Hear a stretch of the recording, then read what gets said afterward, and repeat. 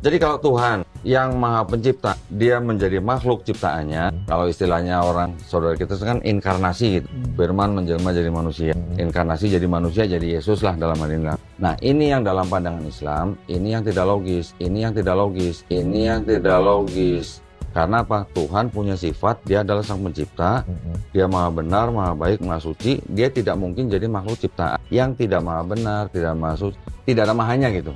Jikalau Anda mengklaim bahwa ketika firman Allah menjadi manusia itu tidak logis, lalu kenapa Anda tidak mempertanyakan imanmu sendiri ketika firman Allah menjadi buku atau kitab?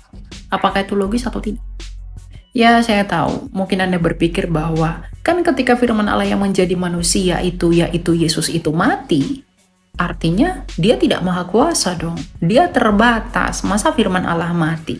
Pertanyaan yang sama saya ajukan kepada Anda. Dalam imanmu ketika firman Allah menjadi buku atau kitab, ketika kitab itu saya bakar, apakah firman Allah yang ada di dalam imanmu itu juga ikut terbakar? Tentu tidak. Jadi Yesus yang adalah firman Allah yang menjadi manusia, ia mati dalam keadaannya sebagai manusia karena firman Allah itu tidak dapat mati. Makanya Yesus yang adalah sang firman itu kekal, yang mati adalah kemanusiaannya. Gitu. Contoh ya, mohon maaf ya. Ini kalau dari pandangan Islam begini. Ketika sebuah agama yang dia beriman dulu, tetapi dia melawan daripada akalnya, nah itu yang kita sebut tidak logis jadinya. Contoh yang paling gampang adalah begini. Tuhan pasti dia adalah punya sifat, maha baik, maha benar, maha suci, maha pengampun. Ini adalah sifat-sifat yang kita ketahui daripada Tuhan, maha pencipta dan sebagainya. Ketika dia melanggar sifat-sifat ini, logis gak gitu? Ini sudah melanggar sifat nih, berarti dia sudah melanggar kodratnya sendiri gitu. Ketika ada pelanggaran kodrat ini, berarti Tuhan ini sudah tidak logis karena dia bertentangan gitu kodratnya. Jadi kalau Tuhan yang Maha Pencipta, dia menjadi makhluk ciptaannya. Kalau istilahnya orang saudara kita kan inkarnasi gitu. Firman menjelma jadi manusia. Inkarnasi jadi manusia, jadi Yesus lah dalam hal ini langsung. Nah, ini yang dalam pandangan Islam, ini yang tidak logis. Karena apa? Tuhan punya sifat, dia adalah sang pencipta, dia maha benar, maha baik, maha suci, dia tidak mungkin jadi makhluk ciptaan yang tidak maha benar, tidak maha suci, tidak ada mahanya gitu. Saya potong dikit. Bagaimana kalau kita menggunakan kalimat bahwa Tuhan itu kan maha segalanya, maha mampu. Ini kan sering banget di sosial media kita lihat. Artinya mampu-mampu sajakah dan bisa-bisa sajakah dia menjadi apapun itu bentuk atau form yang Tuhan kehendaki kan gitu. Kalau kita bicara maha mampu, maha bisa gitu kan, sesuai dengan pribadinya gitu. Nanti bisa timbul pertanyaan begini, silakan Bang Denny. Bisa nggak Tuhan yang maha mampu itu menciptakan batu yang segitu gedenya sampai dia nggak mampu ngangkat? Bisakah Tuhan yang maha mampu itu menciptakan batu yang sebegitu besarnya sampai dia tidak mampu angkat? Itu kan menjadi pertanyaan sebaliknya gitu kan? Itu menjadi pertanyaan paradoks. Paradoks dia jadinya. Jadi yang sesuatu yang tidak pada kodratnya gitulah.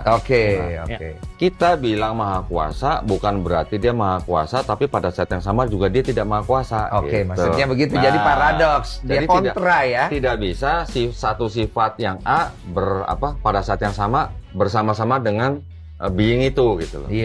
Contoh misalnya, kalau orang bilang Tuhan itu maha kuasa, karena dia maha kuasa, dia bisa jadi apa aja termasuk jadi manusia, kan begitu. Itu kalau ada ungkapan seperti itu. Ada orang premis begitu ya. Premisnya begitu.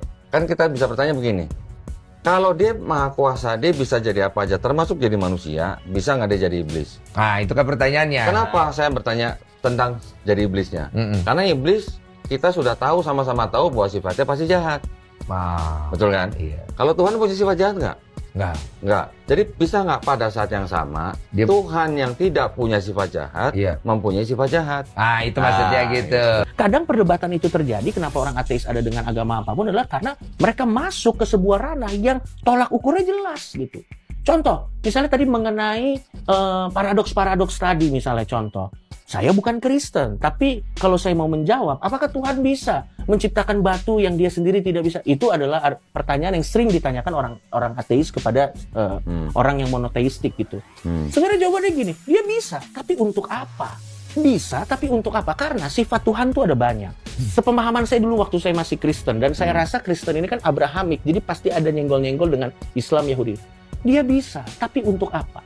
Tuhan itu berhikmat, Tuhan itu adil, Tuhan itu belas kasih, dan Tuhan itu pokoknya kalau di Islam ada 99, kalau di Kristen saya tidak tahu. Tapi sifatnya banyak. Dan dia tidak akan melakukan sebuah tindakan yang melanggar sifat lainnya.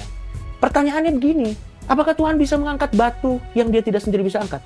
Kalau pertanyaannya bisa atau tidak, jawabannya bisa. Tapi balik lagi, dia tidak akan melanggar keilahian dia dengan sifatnya yang lain. Sehingga nanti pertanyaan selanjutnya adalah, untuk apa? Tapi gini, sorry. Tadi kan Coki kan menanggapi yang tentang bagaimana bisa nggak Tuhan menciptakan batu yang sedemikian gedenya sampai dia tidak bisa mengangkatnya. Iya. Itu memang paradoks. Kenapa? Paradoks. Karena begitu dia tidak bisa mengangkatnya, dia sudah tidak maha kuasa lagi. Kalau begitu sekarang pertanyaannya, apakah dia bisa mengangkat batu? Untuk apa? Apa tujuan? Apa yang harus saya buktikan dengan melakukan ini tuh apa? Karena kalau permasalahannya adalah kemahakuasaannya, ada hal lain yang lebih tepat sasaran yang bisa dia lakukan untuk menjawab soal kemahakuasaannya. Ngerti nggak maksud gua? Makanya sebenarnya yang jadi permasalahan buat gua, pada akhirnya orang-orang yang percaya dengan hal-hal apa yang dia percayai kok, apapun itu. Makanya ketika Anda diperhadapkan dengan pertanyaan bahwa apakah firman Allah itu kekal, pasti Anda menjawab, ya, itu kekal. Tapi ketika saya mempertanyakan kembali apakah firman Allah itu adalah Allah, pasti Anda mengatakan tidak. Berarti ada berapa Allah? Jawabannya tentu hanya ada dalam iman kekristenan. Iman yang sempurna bahwa firman Allah adalah Allah. Karena firman Allah keluar dari Allah, yakni Sang Bapa.